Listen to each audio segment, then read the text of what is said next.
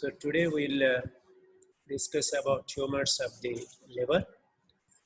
Mainly it is of academic purpose rather than for any practical use. Of course, you may not be given many questions in this also. So, but as a general awareness, you are supposed to know about the tumors of the liver. So, primary tumors, that means arising within the liver. So, they may be either benign or malignant. Benign hemangioma, hepatic adenoma, and another peculiar tumor called as focal nodular hyperplasia. These are the three benign tumors that are common in addition to other ones. Then, of course, all of you know malignancy is hepatocellular carcinoma. So, let us go to hemangiomas. These are the commonest liver lesions. Leave alone other, forget about tumors, even any lesion in the liver, this is the commonest. And of course, this is the commonest benign tumor of the liver also. So mainly those who go for this executive test, they will be done ultrasound scanning, and some of them will be reported as having hemangiomas, very small. So what is this? It's an abnormal plexus of the vessels. They may be multiple also. Need not be single, they may be multiple also. And what is the confirmation? It is CT scan. So ultrasound, you may suspect that it is hemangioma, but confirmation is by CT because this is a small vessel disease. Slow contrast enhancement of the lesion will be there. That's how this is very characteristic picture of hemangioma. So you can see in this is the lesion. You can see it is hyperechoic compared to normal pattern of liver. This is hyperechoic, and you can see in the liver.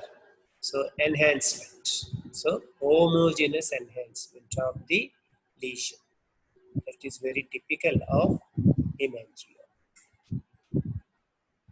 So it is usually found incidentally, so only if they want, you can ask them to undergo CT scanning. Otherwise, even that is unnecessary.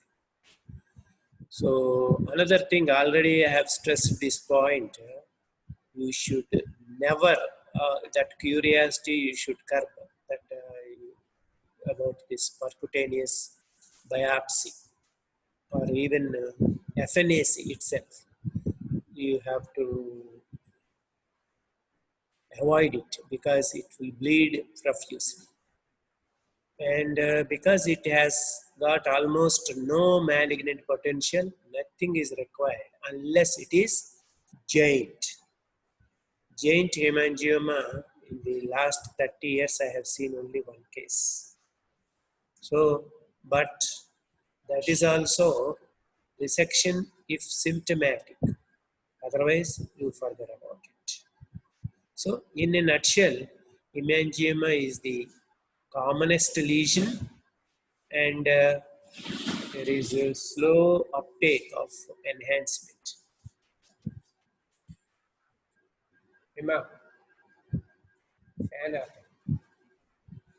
So there is slow uptake of the dye, and of course in ultrasound it is hyperechoic. So nothing is required, only just follow up the case. So there is another benign lesion. This is a true lesion of the liver, that is hepatic adenoma. This is very rare, and there is no pre-existing liver disease. That is important. In contrast to hepatocellular carcinoma, which is fairly frequent in cirrhosis, this is normal liver. It will develop. See, you can see here, as a typical circumscribed lesion there. Another peculiarity is it is seen in females taking sex hormones. How to know that it is due to this? If you withdraw those hormones, there is regression. So, this is a direct evidence that they are stimulated by sex hormones, oral contrast pills, OCP. Then this is very difficult to exclude from malignancy. And CT scan, there will be a circumscribed vascular, highly vascular lesion will be there. So that's why it is difficult to differentiate it from malignancy. You can see, this is the angiography, you can see the well-developed arterialization. This arterialization is a feature of malignancy, but this is benign lesion. So if you want to confirm, again same problem, it can bleed because of hypervascularity. So most of these lesions of the liver are they undergo surgery without confirmation. That is very important point to note. So they have to be removed because they have a malignant potential. So what is the treatment? You simply resect that part of the liver. Because it is benign, you can get rid of it, that's all. No need of these hepatectomies in these cases because it is benign. So then the other lesion is focal nodular hyperplasia. It's a benign condition. We do not know whether it is tumor or not. So etiology is unknown. There is both overgrowth of not only liver tissue, also by fibrous tissue, just like a fibroadenoma in the breast. So again, same like it is also seen in middle-aged females. And this is also not associated with underlying disease. So all the three benign lesions of the liver, there is no underlying liver disease. That is the big differentiating point from hepatocellular carcinoma developing after cirrhosis. Okay. So then ultrasound, of course, is not diagnostic, unlike these other tumors. And CT, there is central scarring. This is very important. I'll show you the central scarring here, you can see. And there is uptake will be there here. So centrally there is no uptake. Of course, it can be also diagnosed in addition to CT by sulfur colloid scan, where the Kupffer cells, what are these Kupffer cells? They are the supporting cells of the liver parenchyma. So they will take up this colloid. So sulfur colloid scan used to be done previously, but nowadays with the onset of MRI, you can mainly do.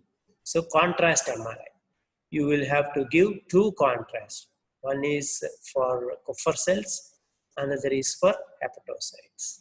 So either CT or MRI will diagnose this.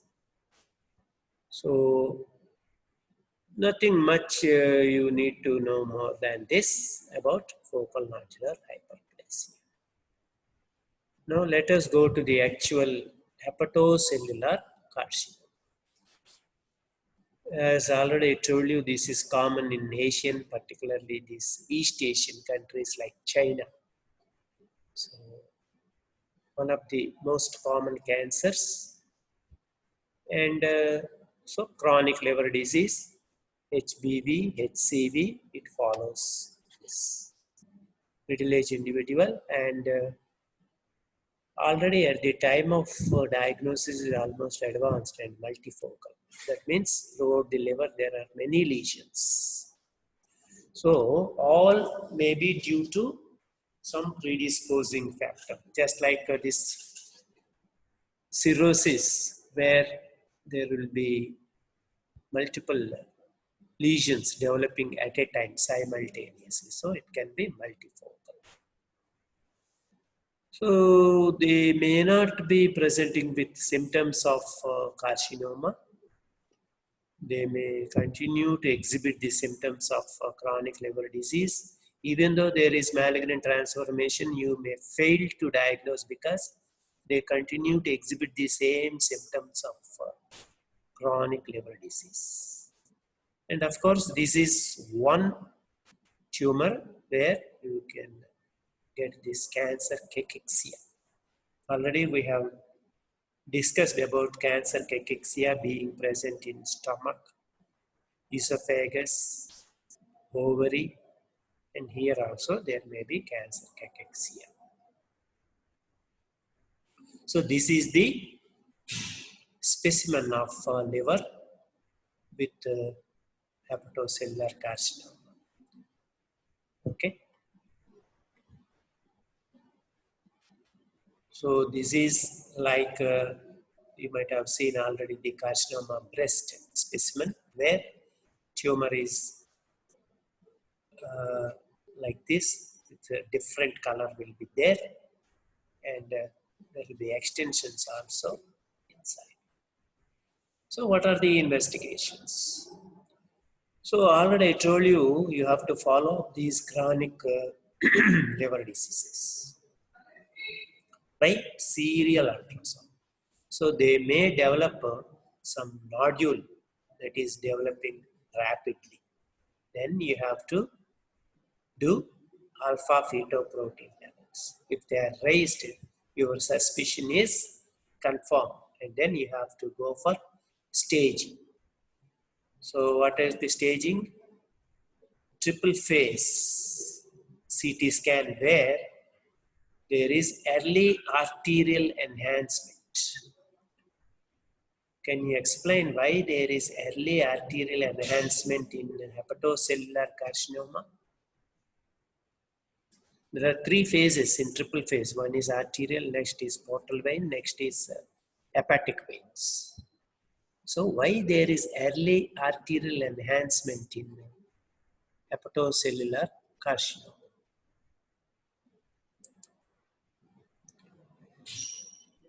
Yeah, your answer, 4-8, your answer is partial. Should be more specific.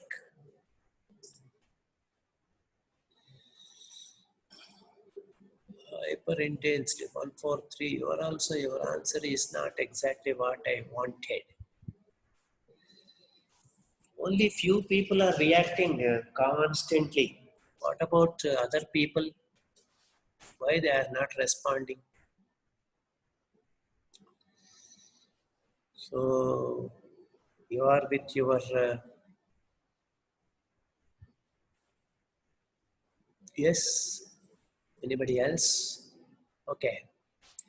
So in the other day I have told you that oxygen is supplied by which vessel? Is it maximum oxygen is supplied by which vessel? Hepatic artery or portal vein?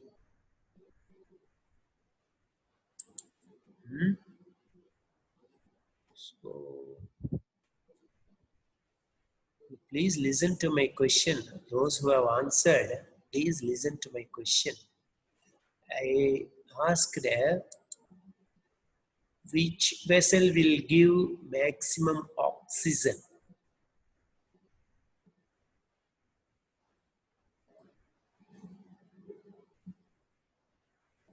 So the other day I was telling you,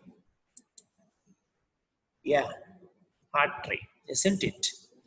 So maximum volume is by portal vein, whereas maximum oxygen, though it supplies only 20% of volume of blood to the liver, hepatic artery gives 80% of oxygen. Because portal vein, after all, it's a vein, it has less oxygen, isn't it?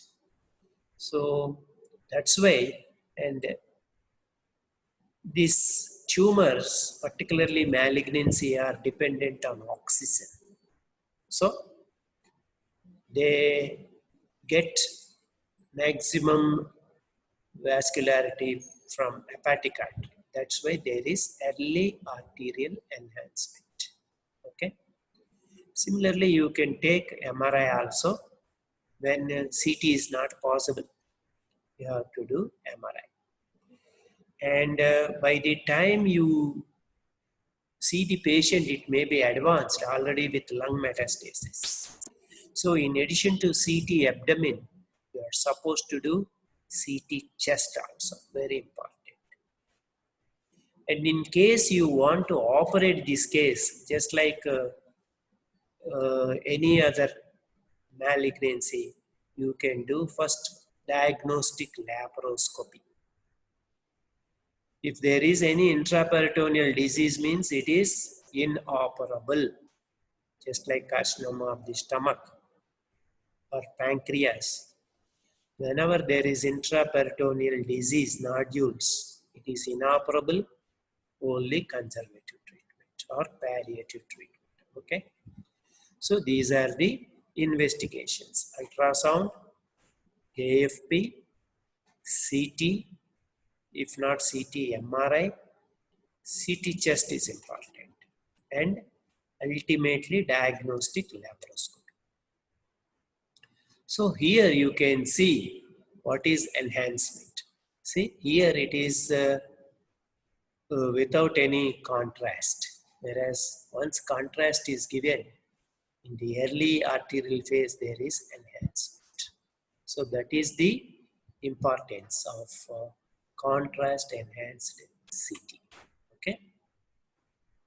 So this much lesions in the liver, you cannot do anything. Okay. So what is the treatment? So treatment depends on assessment or grade of the severity of the underlying liver disease. Already told you, most of them arise from liver disease. So you have to assess the underlying liver disease. So what is this CTP? CTP, what is it?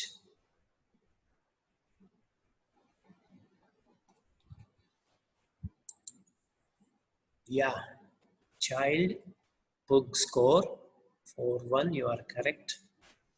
There is, in between there is T. So that is Turcot. Okay, no problem. Then what is MELD score? MELD score. Hmm?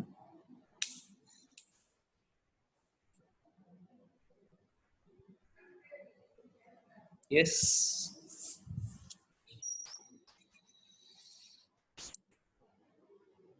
Yeah, good. 2-6. What happened to you all these days, man?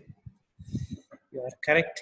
Yes. Model of end stage liver disease. That is the MELD. Nowadays, instead of CTP, they are depending on MELD. But for your level, we will discuss CTP. So, our treatment of carcinoma of the liver depends on the stage of underlying disease. The underlying liver disease, if it is very, as per CTP, it is C, then nothing you can do. Then the primary tumor itself, what is its size, what is its site? Sometimes difficult to access, even though it's a small tumor, you cannot do anything. Similarly, size more than say 4 to 5 centimeters, very difficult. So another thing is, if you are not going to resect, can you do liver transplantation?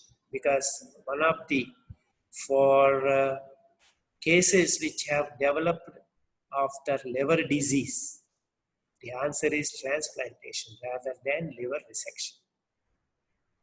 And also whether you can manage this patient post-transplant, because it is huge cost will be there. So all these points are important before you have this enthusiasm to do something, some surgery. So mainly underlying liver disease is very, very important. Then is the size, site or stage of the tumor and whether liver transplantation is available. So this is child Turcotte-Bourg classification for hepatocellular function in cirrhosis. So most of you must be knowing this in medical class. I might have told you, but it is worth repeating. So points are given 1, 2, 3. So the bilirubin level is very, very important. It should be less than 3.4. This is per liter, so less than 3.4. If it is less than 3.4, it is 1. If it is more than that and up to 50, that is 5. It is 2 points are given. If it is more than 50, 3 points are given. Then albumin also.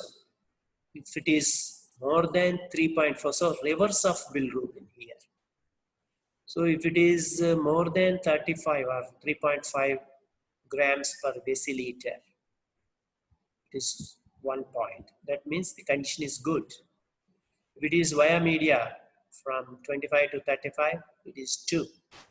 Whereas if it is more than or less than 25, it is 3. Then ascites. So ascites, there should be no ascites if you want to give 1 point. Early, but it is easily controlled, then it is 2 points. Poorly controlled is 3 points. Similarly, encephalopathy, hepatic encephalopathy, if it is none is there, 1 point. There is, but it is low grade, 2. High grade, 3. Then INR. Okay. So this normalized ratio also, you might have heard about PT and INR. So normal should be around 1.3 to 4. Depends upon the control also, of course. So if it is less than 1.7, then it is 1 point. If it is more than that, but less than 2.2, it is 2 points. Then 3 points you will give for more than 2.2. So the minimum score one can get is 5.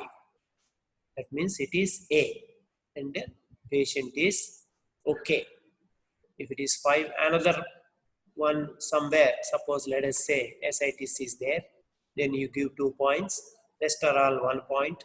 So it will become 6 points, but still it is CTPA only. Whereas CTP-B is 7 to 9 points. Some of them are in this range, one may be here, rest may be here. So then it is 7 to 9 points. Moderate risk is there. Whereas if all of them or some of them are in 3 and the patient has got 10 to 15 points, then it is C. So grave risk, you are not supposed to touch this patient. Okay. So here, opposite to Glasgow Coma Scale, where the higher the points, suppose it is 15, patient is absolutely normal. Whereas here, if it is 15 means he is absolutely bad. So you have to see this CTP score, and then if it is less than 5 to 6, if it is 5 to 6 points, then the prognosis is good. You can proceed with liver resection or so. Of course, what are the options available? I already told you, either you can do liver resection or you can do liver transplantation. Whenever the patient is having a pre-existing liver disease, you will opt for transplantation. Now, the transplantation surgeons are available. Now this option we can choose, but the only thing is availability of liver. So that's why we are now encouraging live donors, particularly either blood relations or patient's spouse also can give if they are matching. So what they do is they will not remove entire liver in the donor. Only 2 to 3 segments or left lobe can be, anatomical left lobe will be removed. What will happen is the liver will regenerate both in donor and the recipient. That is the point which already I stressed. Okay. So in advanced cirrhosis, you cannot do extensive resections like hepatectomies. So that's why you have to do transplantation. Whereas in normal liver, otherwise normal liver, so you can remove most of the segments, leaving a minimum 2. So there is no need to transplantation. You can do extensive resections. So the tumor should be removed with 1 or 2 centimeters margin. Nowadays, instead of classical hepatectomies, they are doing local or segmental resections. Now, how do we do resection of the liver? Any idea? How do we do? What are the techniques of liver division? Can anybody tell me?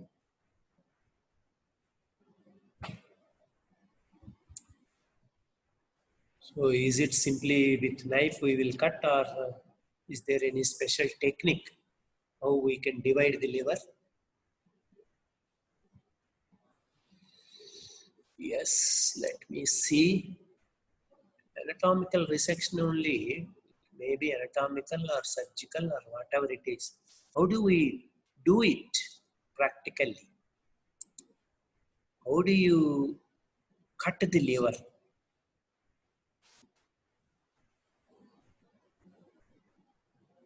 No idea. So we are giving you advanced topic. What topic I am going to? Yes, Nimiras technically. What is this Nimiras technically? I didn't understand. 26, you please explain. What is this Nimiras technically? Technique, you might have meant technique. What is this Nimiras technique? I don't know. What is it? Please tell me what is it.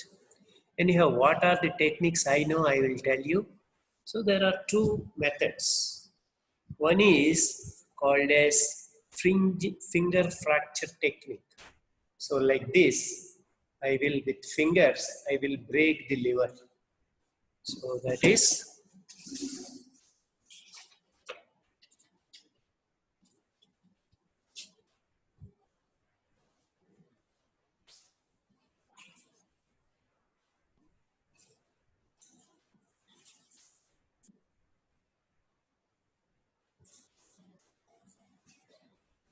so breaking the liver with the fingers. Why it is successful is because the liver tissue is easily breakable, like a friable tissue. But the ducts and the arteries, because they are having more tensile strength, they won't break. So that point we'll exploit, because if you go on breaking, there will be a lot of hemorrhage if the arteries, veins also break. So with fingers, you can separate where is the point of resection. That is one thing. Of course, with energy source.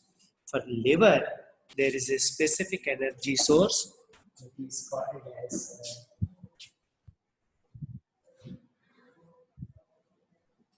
CUSA. CUSA. So can anybody tell me what is this CUSA?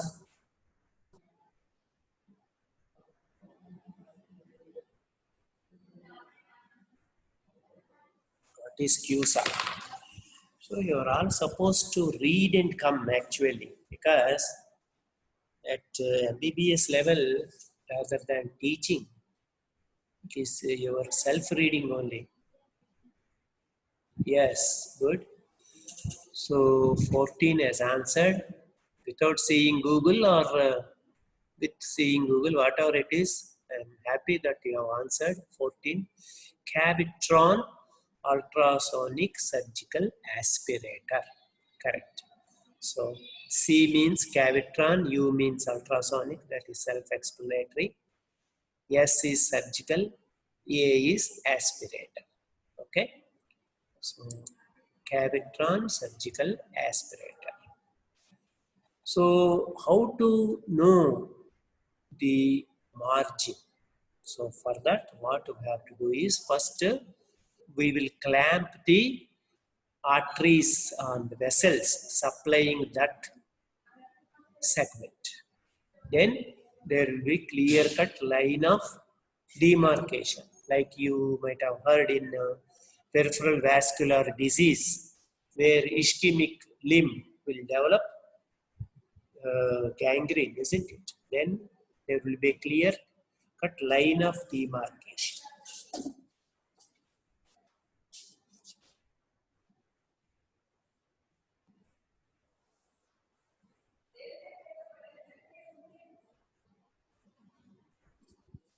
So line of demarcation will be there. So suppose you are cutting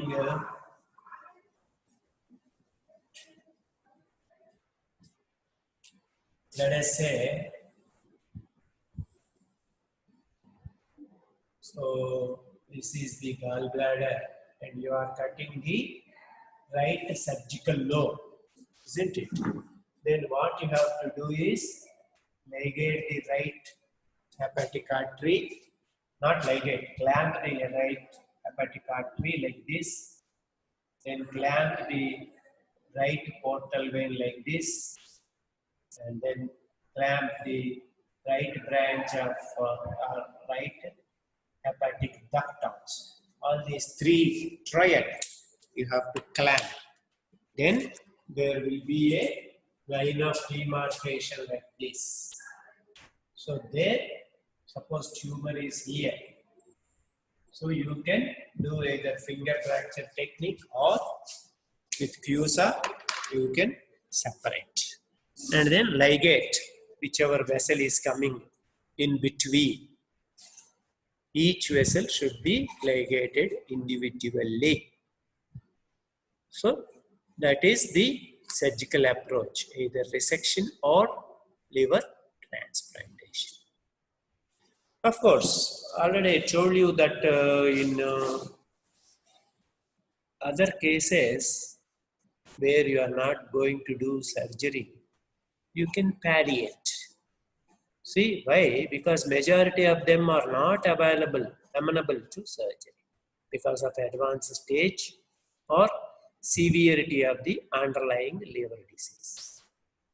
But you cannot leave the patient, isn't it? So some solace you have to give to him. So what you can do is, these are the local ablative treatments. This is of academic interest for you. So because there may be entrance question regarding transarterial embolization, TAE. So wherein we will catheter the selective catheterization of the hepatic artery. And that particular branch which is supplying to this tumor, that you will know by contrast angiogram. So you will do angiogram and then decide which vessel is supplying the blood supply to that particular tumor. And in the same sitting, what you can do is you can inject embolization material. What are the materials for embolization? Can anybody tell me?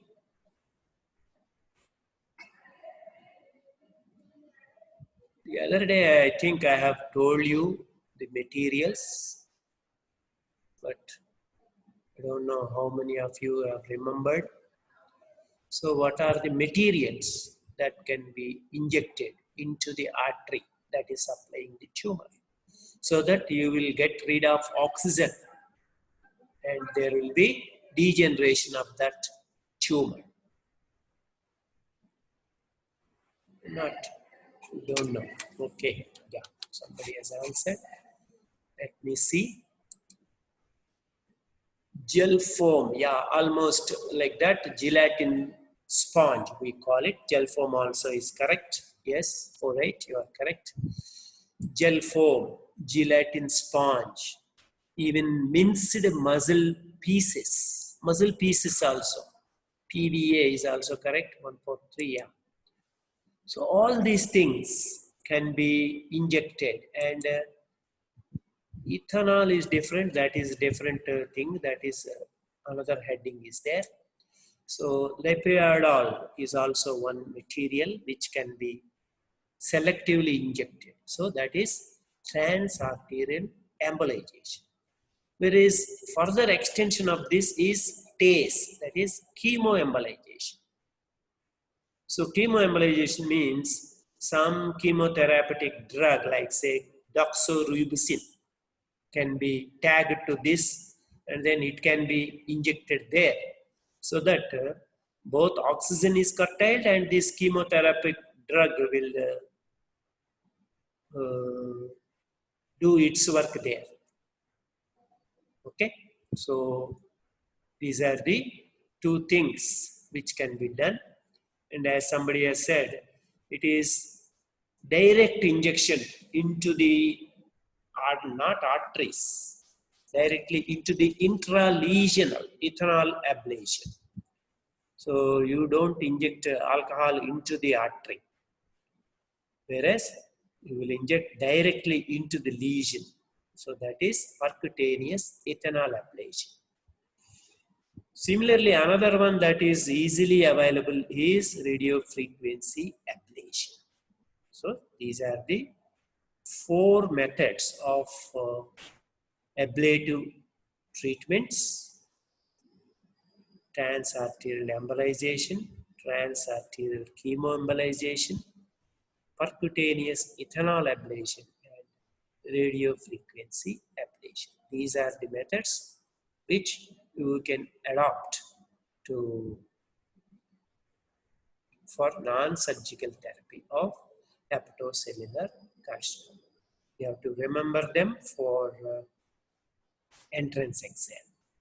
We don't ask you this in our exams. So this is the result after RFA. The tumor has shrunken in size. So now, so follow-up, of course, same thing. You will do either AFP or imaging. Neoadjuvant is usually not given because the condition of the liver is such a bad shape. Otherwise, if it is good, you would have done operation also. So usually we don't give adjuvant chemotherapy in liver tumors. So now, liver metastasis. So this is mainly for you to know that they are the commonest malignant tumors. In entrance, they may give you this question: commonest malignant tumor of the liver is not hepatocellular or cholangiocarcinoma. It is secondaries in the liver. They are the commonest malignant lesions of the liver. Okay, mainly from GI tract because of enterohepatic circulation. Okay, and in them the commonest primary is colorectal. So colorectal, they will be very frequently metastasizing to liver, and there is surgery also for them. Because of the good prognosis with colorectal carcinomas, we can go to the extent of resecting the liver also. Of course, not this much extensive. This is just to show that There are multiple secondaries. Here you can see that there is central necrosis. That's why there is umbilication. So this is very characteristic picture of umbilication.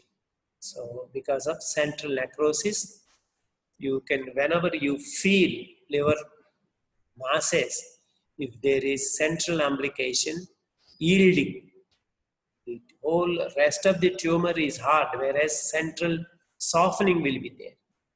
That is characteristic of metastasis. Okay. So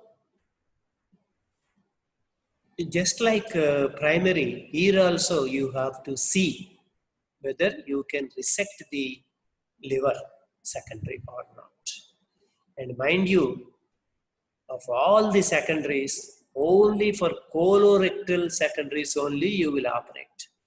Suppose there is carcinoma pancreas, carcinoma stomach, carcinoma esophagus, you don't operate on liver because it is fairly advanced, and stage of primary is already advanced at that time, at the time of developing liver secondaries. So here the stage of primary is very, very important. Is it resectable or not? Colorectal carcinoma, locally it is advanced means I don't think you can go for liver secondary resection. Whereas if locally it is operable, you have removed the primary, then you can concentrate on secondary. Another thing is time from primary resection. When did they develop? Say after 1 or 2 years they have developed liver secondary. It is good.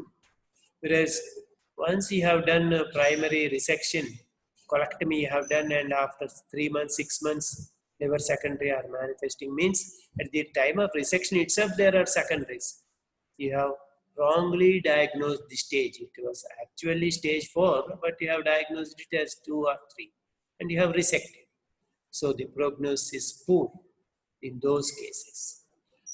Whereas if the time is elapsing, means the prognosis, that means the patient is resistant to the tumor. So that's why 2 years have elapsed before secondaries are manifested, and he has got good prognosis. Similarly, you have to follow up with the CEA level.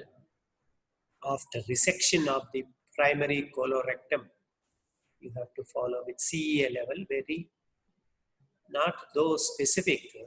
The levels are sensitive for liver secondaries. So the size of lesion is also, first of all, number of lesions. You cannot go on operating whatever number may be the liver secondary. Like this, you cannot operate. Only maximum 3 to 4 secondaries. If they are there, you can operate. More than 4, it is contraindicated. Similarly, size of the largest lesion also important. It should not be more than 3 centimeters. So these are the points that decide whether you are going to resect liver secondary. What do we call this resection of metastasis of the liver? Any other term is there apart from resection of the metastasis?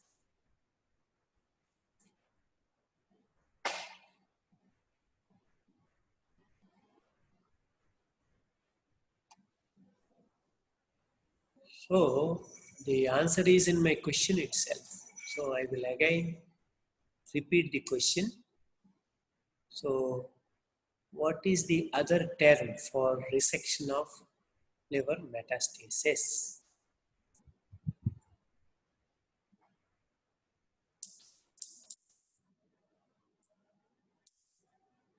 So difficult. Okay. So what do we call removal of any part?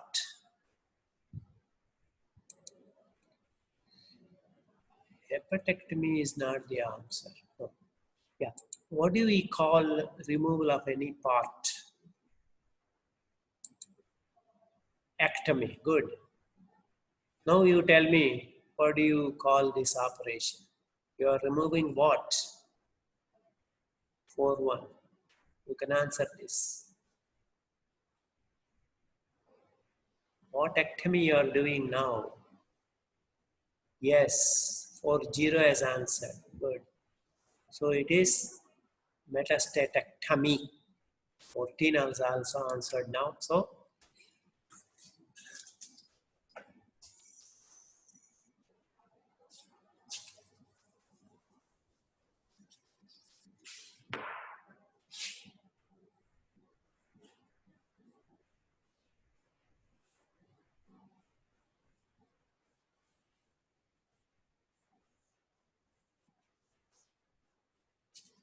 So fairly long name, metastatectomy. Okay.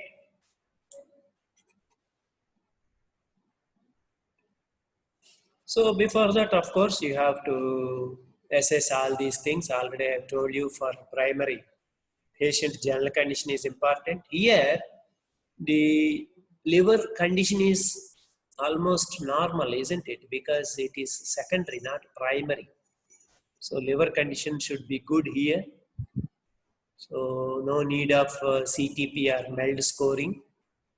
So of course CT PET because for you to remove liver secondaries, there should be nowhere else secondary. If there is PET, as per PET scan, there is somewhere else, means you need not do this surgery because it's only futile exercise. Then of course, CT chest already told you, just same thing. There are lung secondaries, what is the point in removing? Of course, there are people who will remove lung secondaries also. Lung metastatectomy also they are doing. Of course, right now, it is not good. Okay. So, colonoscopy, you have to do. You want to exclude other lesions in the colon, liver function, all these things, of course, you can. Okay. So this is the colorectal secondaries. You can see here how it is enhanced after contrast. So this is original without contrast. This is after contrast, right? So all these things I don't think is necessary for you. You simply remember that it is liver metastasis resection. Okay. So unresectable tumors, unlike primary, what you can do is you can give chemotherapy because patient's liver is all right. So usually we will give this combination of oxaliplatin and 5-FU. There are so many regimes like FOLFOX.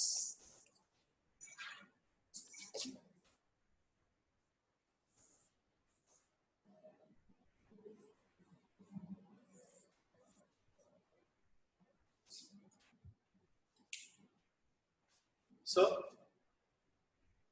5-FU, leucovorin, oxaliplatin, all these things can be given.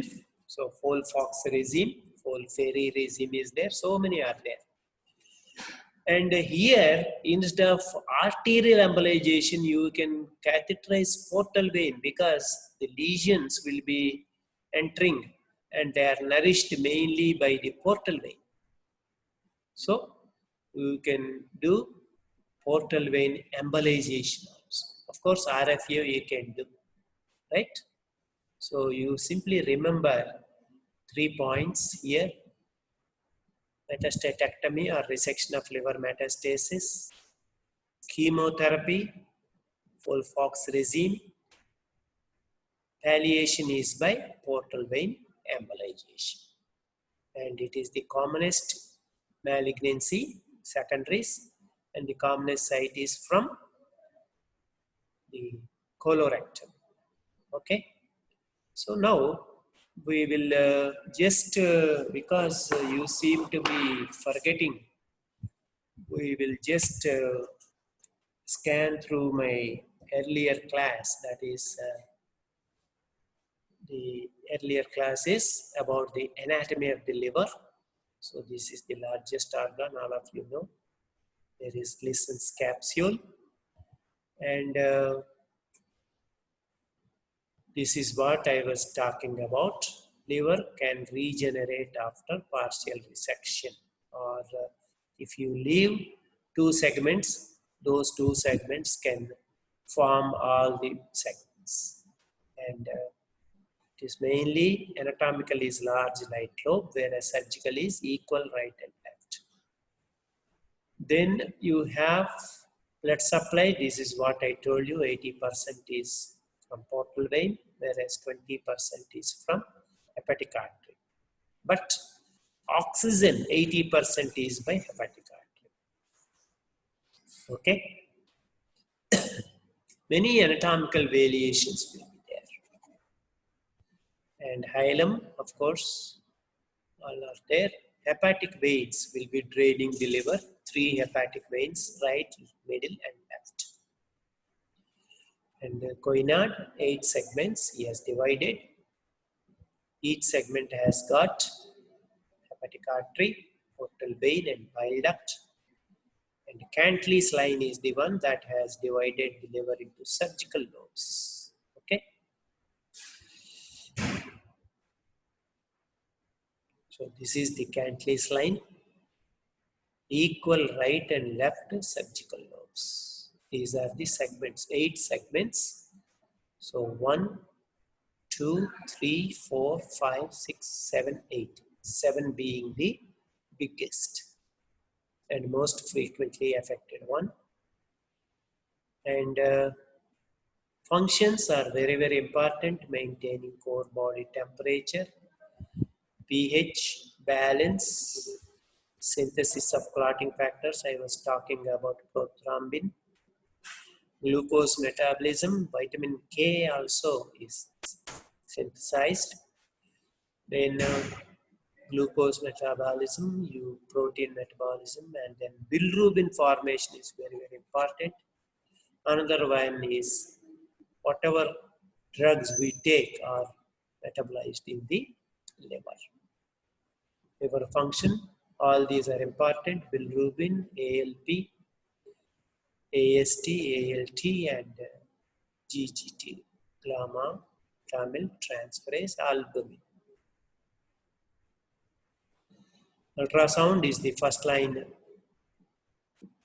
and CT is the confirmation. So early arterial phase, liver cancers, venous phase, portal vein, and late phase, hepatic vein. So hemangiomas, late venous enhancement will be there. MRI, when CT cannot be done.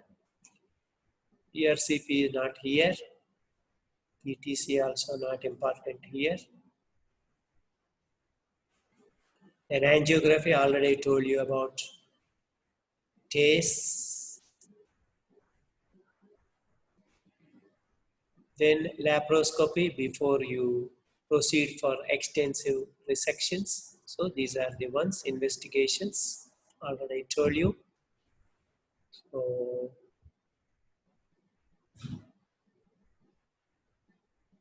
now let us talk about something about liver trauma. Of course, this is mainly for PGs, but you should know the basics of liver trauma. So what are the things? So liver is the second organ after spleen. Liver is the second organ. So how do we manage this? First exclude, just like a spleen also. Exclude other injuries. Very, very important. Because basically liver trauma, you don't try to operate. As far as possible, we'll treat conservatively. But if there are associated other injuries, for them you will open, and then if the liver is still bleeding, usually by the time you open, liver will stop bleeding because it is the storehouse of clotting factors. So it will stop automatically. But if it is major, then you have to deal with it. But in some cases, you have to open, though irrespective of associated injuries, particularly in penetrating injuries. You have to open, and in crush injuries also you have to open. So usually before the patient is taken up, you will resuscitate. You will assess the injury by CT scan if the patient is stable. If he is not stable, you will directly take him to OT. So before doing anything, what you have to do is correct the coagulopathy by giving something like FFP or blood transfusion, something like that. And then if there are resections, you have to suture them. If vascular injury is there, liver is damaged, then you have to resect. Okay. So best thing is you have to apply 3 P's. Very important.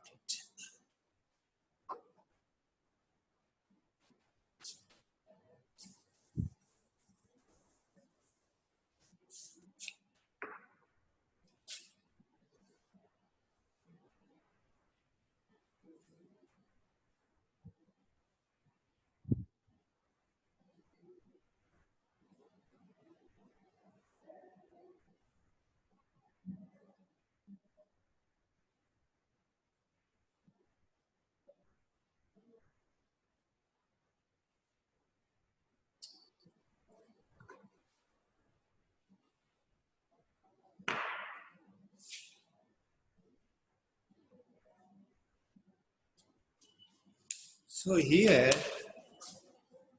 pressure. Whenever you see bleeding, then you have to put a pad and then press against it so that there will be enough clotting factors and then the blood will clot. So that is the first measure you will do. The second one is what is called as Pringle's maneuver. This will be asked in the entrance exam. So what is this Pringle's maneuver? Can anybody tell me what is Pringle's maneuver or Pringle's method of controlling the hemorrhage?